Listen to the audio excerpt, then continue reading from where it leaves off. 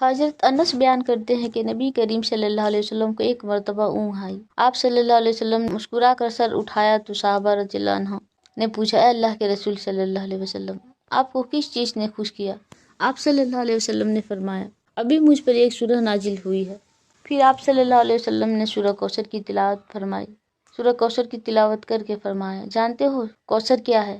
صحابہ رضی اللہ عنہ نے عرض کیا کہ اللہ اور اس کے رسول بہتر جانتے ہیں۔ نبی صلی اللہ علیہ وسلم نے فرمایا، کوثر جنت کی ایک نہر ہے جو اللہ تعالیٰ نے مجھے عنایت فرمائی ہے، اس کے پاس بڑی خیر و برکت ہے، قیامت کے دن اس پر میری امت آئے گی، اس نہر کے پیالے آسمان کے تاروں کی طرح بے شمار ہیں، میرے بعض امتی اس سے روک دیے جائیں گے، میں کہوں گا اے اللہ یہ تو میرے امتی ہیں۔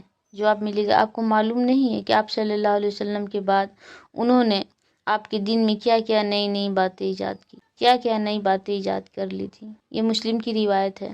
اس لیے ہم سارے مسلمانوں کو چاہیے کہ دین میں کوئی نئی بات ایجاد نہ کرے، بدعت والے کام سے توبہ کرے، شرک اور بدعت سے دور رہیں، شرک اور بدعت سے پناہ مانگیں اللہ سے۔ ہمیں اتنا ہی کام کرنا ہے جتنا ہمیں نبی صلی اللہ علیہ وسلم نے حکم دیا اور صحابہ رضی اللہ عنہ نے کیا ہے، اور اس سے زیادہ ہمیں نہیں کرنا۔ ہمیں اتنا ہی کرنا ہے جتنا اللہ اور اللہ کے رسول نے حکم دیا اور صحابہ رضی اللہ عنہ نے کیا ہے۔